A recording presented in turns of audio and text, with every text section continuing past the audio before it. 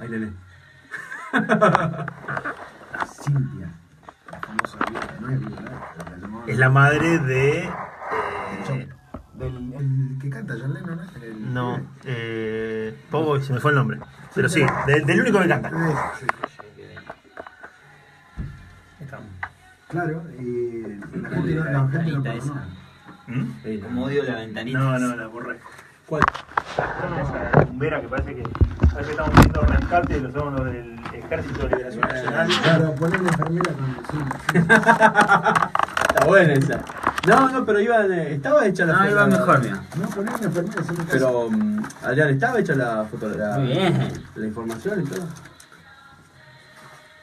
Si en un momento hay hipoxia, sabemos Ahí por quedó qué. mejor, mira. La pobreza. No queda tanto espacio Sí. acá arriba. No te digo, parece que No, fuéramos. pero le dibujamos algo si quiere una rejita.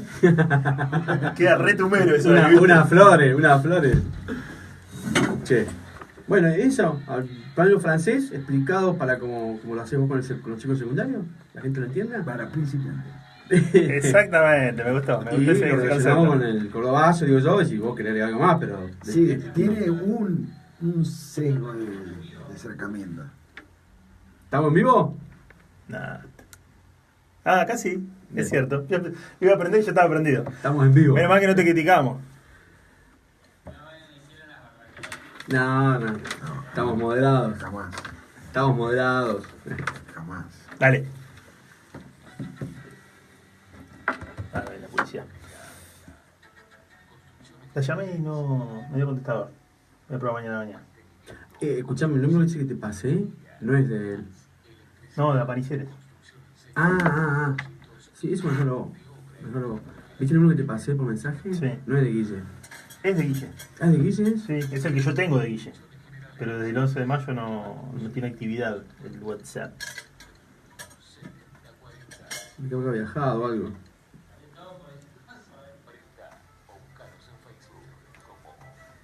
Mientras no digamos, estamos muy moderados. Totalmente. Hemos tenido pausas más polémicas. Y acá después cuando se apaga la luz. Al que le toque, le toque. Exactamente. Sí.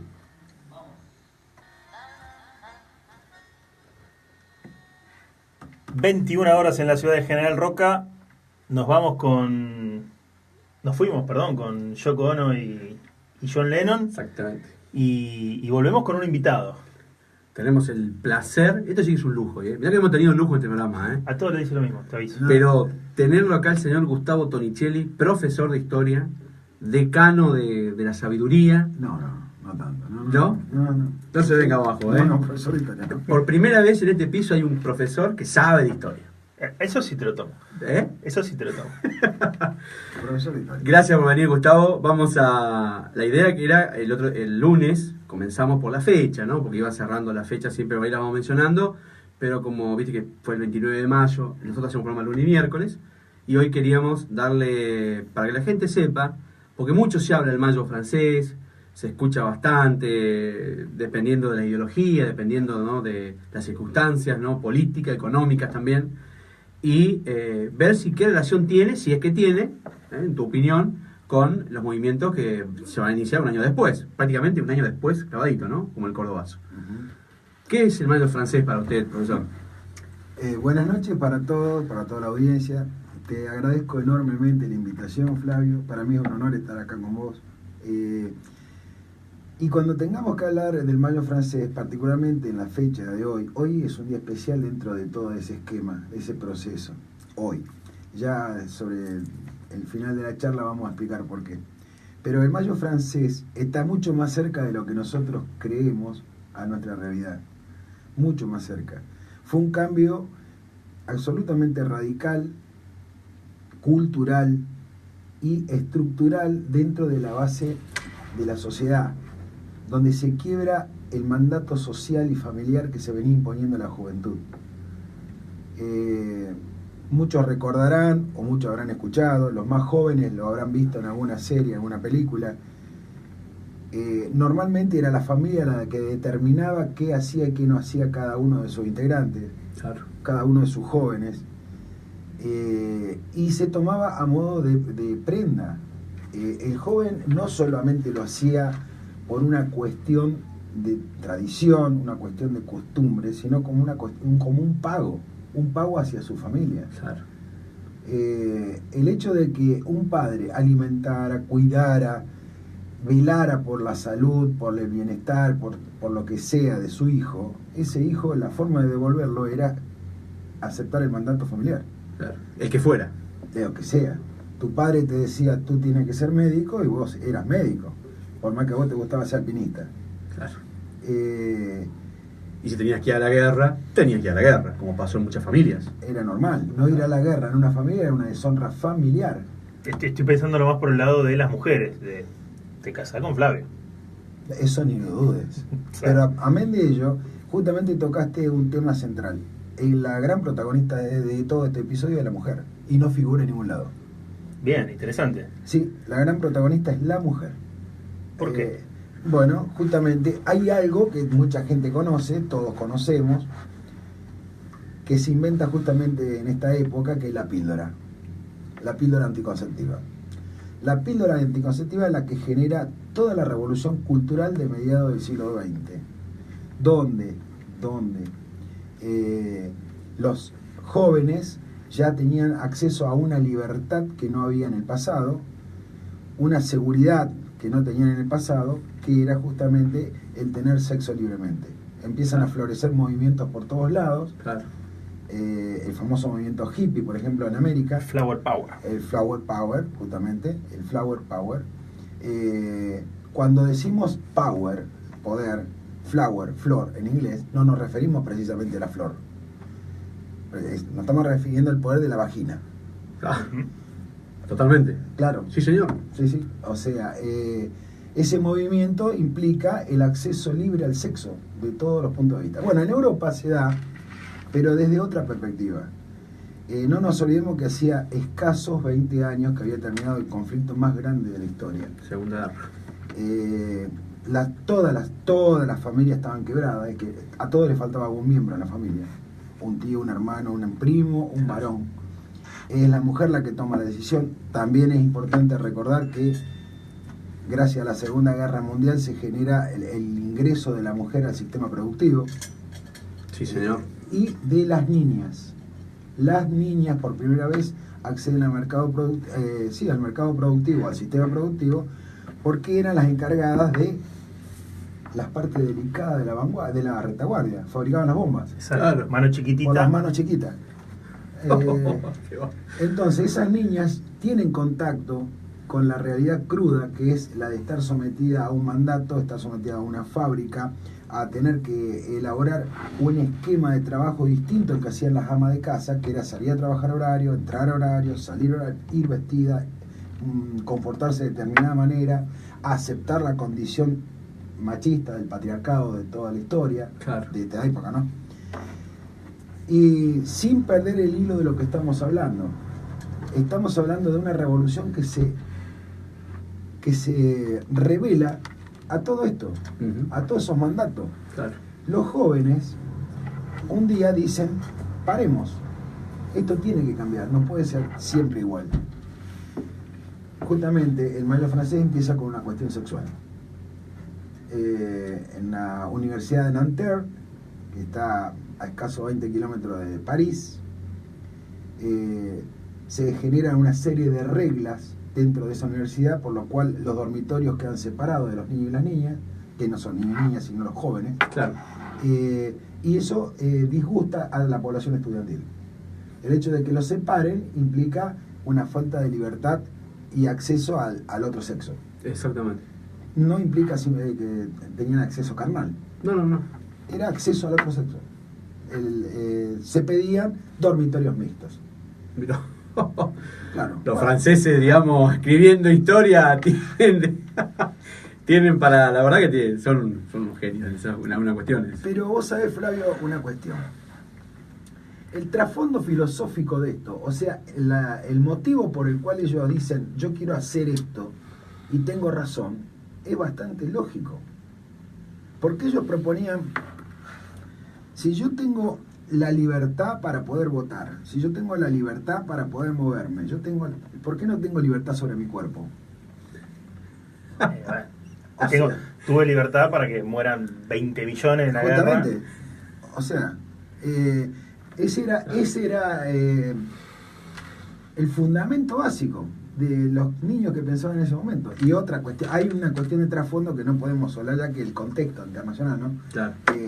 Los franceses estaban muy preocupados, la sociedad en general, grandes, chicos, viejos, todos estaban muy preocupados porque Francia es la cuna de las libertades. Claro. La Revolución Francesa generó un soplo de aire fresco en el mundo sobre la libertad, y no podía ser que Francia es el segundo país que tenía el imperio más grande del mundo. Claro. Entonces, No había... aparecen entonces pequeños apoyos o grandes apoyos o esa corriente silenciosa que perfora y taladra a la sociedad, que es la opinión pública, empieza a ver con otros ojos todas estas cuestiones. El tema de Argelia, el tema de Indochina. Sumado a un gobierno férreo, autocrático. Bueno, y esa es la pata que falta en esta historia. Estamos en un gobierno que es absolutamente conservador. No nos animemos a decir ni derecha, ni izquierda, ni nada. Conservador. De las viejas costumbres, un gobierno católico, un gobierno que adora el esquema familiar estructurado en forma de que el padre es el que manda. Claro. Con un tipo que ni siquiera había bajado el bronce, todavía estaba ahí. No, Él estaba ahí. Siempre tuvo en el bronce. De Gaulle, Charles de Gaulle, héroe de la guerra, impertérrito, no lo movía nada, no había nada que lo movía del pedestal.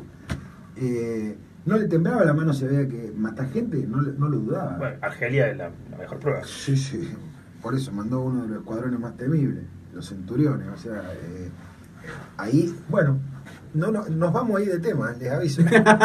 Vivimos haciendo esto, todo lunes, miércoles y viernes. No, pasa muy seguido. No, porque una mala noticia.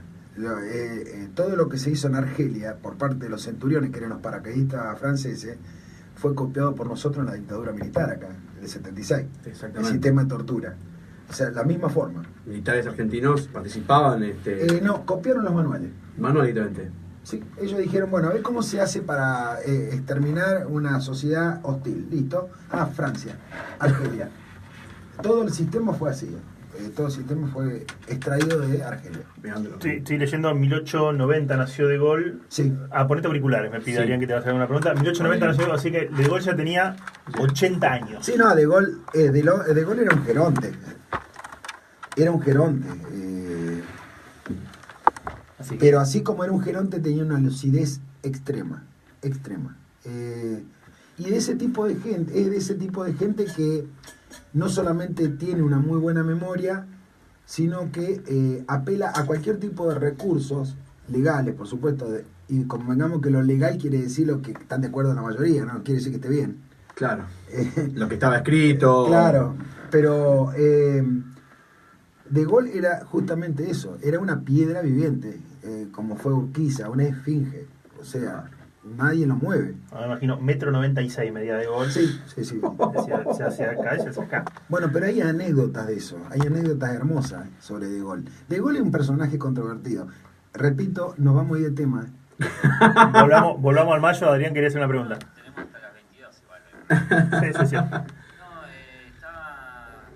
Se me fue la pregunta en realidad.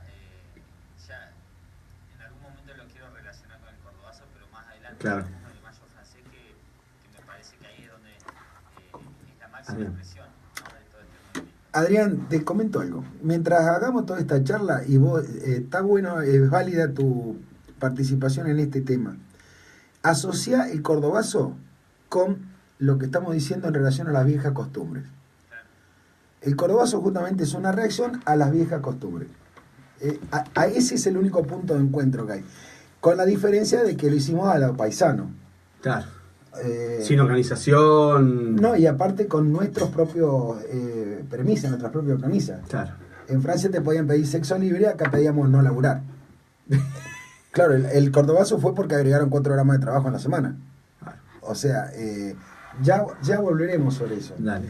Pero déjame que te diga dos cosas de Gaulle. De eso, tirarnos una de Gaulle que nos interesa, un tipo que lo hemos tocado un par de veces ya en este programa, porque la historia es cíclica. En algún momento nos aparece una fecha y aparece un tipo como de Gaulle. Además siempre decimos que no nos quedemos con el bronce, sino que son todos humanos. Totalmente. Todos tienen mancha. Sí, pero en eso voy a disentir. Ajá. A ver. La mancha no tiene que ver con lo humano, y esa gente no es humana. No, pasó el umbral de lo humano. Claro. Y sí. O sea, supongamos Alfonsín. A mí me tocó, ustedes son jóvenes, a mí me tocó estar cerca de todo lo que hizo Alfonsín. Más allá de los errores que puede haber tenido como persona, en los últimos tiempos, hasta Cristina de Kirchner hizo un busto. Mal hecho, es horrible, ¿no es cierto? Fue horrible, ¿lo vieron ese busto? No, parecía. No, sí. Parecía la madre Teresa Un Calcuta. reconocimiento, sí. Pero te quiero decir Salón de los... que hay gente que va más allá de lo humano. De Gaulle, por ejemplo, tenía eso, unos errores terribles, conceptuales, de lo que se te ocurra. Pero él tenía una virtud que era insuperable. Él amaba a Francia. Entonces, mientras todo el mundo se entregaba en la zona de confort, acá viene una anécdota, en la zona de confort, donde todos decían, bueno, ya que los alemanes lo invadieron, no hagamos nada, hagamos lo que dicen, así se van rápido. Él se paró solo, en el medio del desierto, y dijo, yo los desafío. Es lo mismo que Maikey desafiar a Estados Unidos. Claro. Sí, porque Petén agrupaba a toda la población normal. Estaba solo. Sí, sí. Churchill lo miraba, lo tenía en cuenta como un héroe, como una persona que le hacía falta, pero lo decía este pobre muchacho. Con la resistencia nada más. Claro, ¿Qué van a hacer? si estaban resistiendo con Gomera. Bueno, anécdota. Se produce todo lo que se generó, se está por liberar París, general Leclerc, a cargo de todas las tropas francesas, segundo de Gaulle, otro loco era ese. Un loco lindo, por supuesto, ¿no? Dicen que nadie va a entrar a París si no entran ellos primero. Le dice Montgomery, que era el jefe de la avanzada aliada, pero escúcheme, nosotros peleamos, los ingleses. Sí, pero ustedes son ingleses. Y en Francia entramos primero los franceses. Bueno, entraron primero, porque si no iba a haber una disputa, estaban todos festejando, esperando que empiece el desfile y ellos no entraban. Bueno, entró primero. El tema es que había cientos de francotiradores. Cientos. Alemanes, no alemanes, colaboracionistas. Imagínate un francés que colabora con los alemanes, venían a liberarlo y esa persona no quería que lo liberen, Sí. porque lo iban a juzgar. Después se llaman pies negros eso, para el que no lo sabe. Mirá. Los franceses pies negros. Bueno, los colaboracionistas. De Gaulle, con su 1,93 m, todo el mundo se agachaba y él entró parado para que le peguen. O sea, No importaba nada. no. Es más, está en la foto, se saca el casco, se saca la chaqueta militar, camina en camisa. A ver, el que me quiere pegar, que me pegue un tiro. Animal. Claro, caminó todo lo Champs-Élysées, lo caminó y nada. Pero no solamente eso, hay otra, y de esto hicieron una película. Estos pies negros que yo te cuento, colaboracionistas, todos se refugian todos después en Argelia.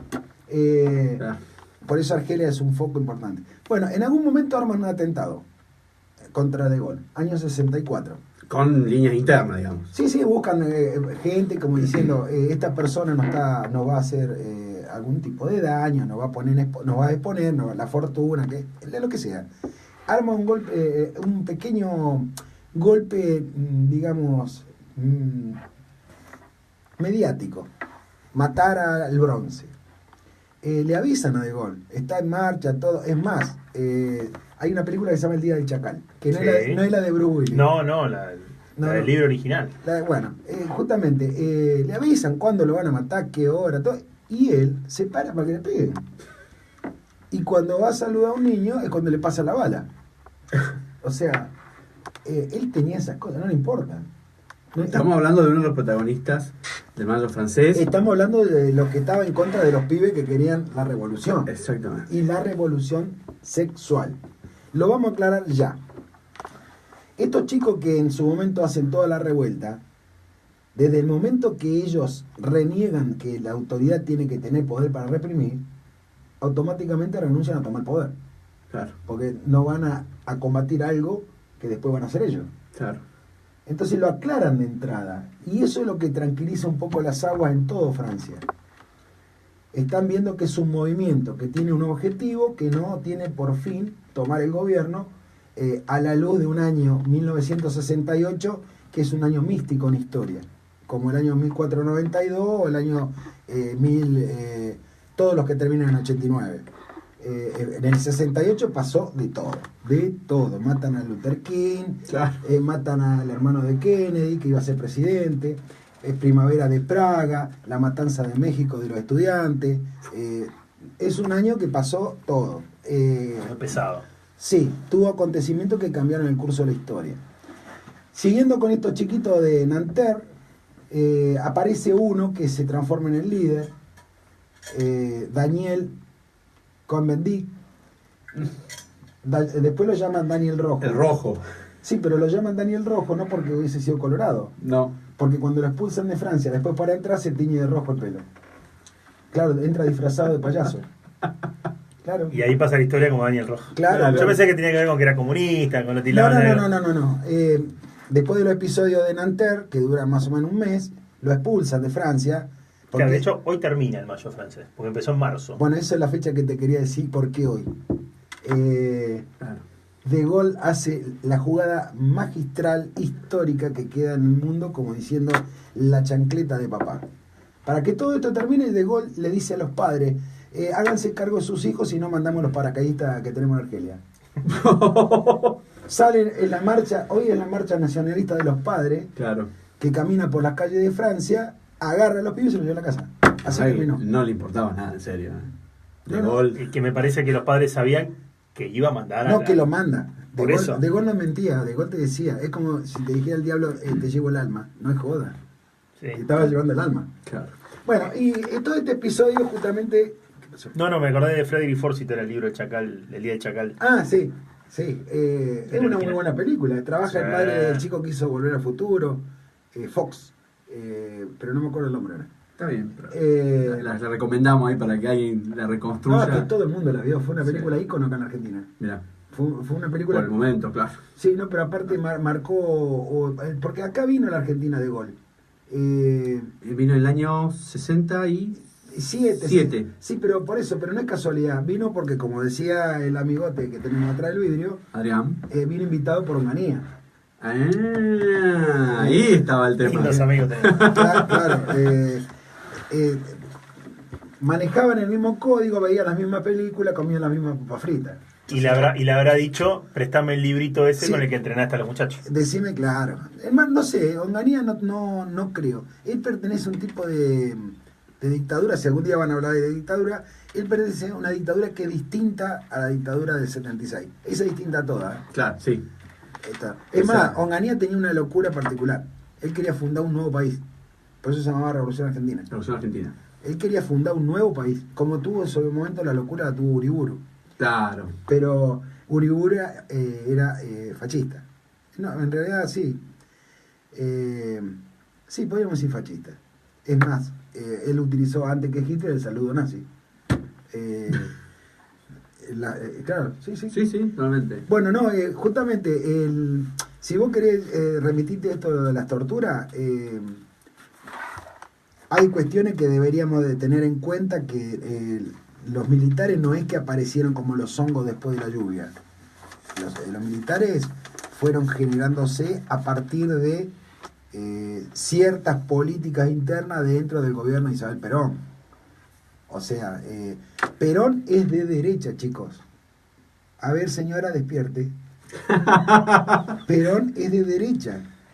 O sea, que haya un grupo de izquierda está mal para Perón. Está muy mal. No obstante haberlo usado políticamente para su conveniencia durante mucho tiempo. Estamos hablando de Perón. Por eso. Perón usó hasta Evita, pobrecita. Totalmente. O sea, estamos hablando de Perón. Sí, sí. Con respecto a esto, te digo, Perón, lo repito, señora, para que no se olvide, Perón es de derecha. O sea, que si usted ve un montón de muchachotes que están tirando para la izquierda, después Perón sale a la plaza y dice, estos imberbes quieren hacer lo que nosotros hicimos, los echa Perón. Claro, como Montonero, Ahora, como no podía combatirlo abiertamente, crea en las sombras, le dice a su muchacho de inteligencia ahí, a López Rega, tenemos que limpiar. La triple A. Claro, y después de la AAA no es casualidad que toda esa gente es la que trabaja en el proceso. O sea, Nada de casualidad. no, incluso cuando cambian el jefe del ejército, lo pone López Rega, Videla. A ver. ¿Te diste cuenta que llegamos a 76?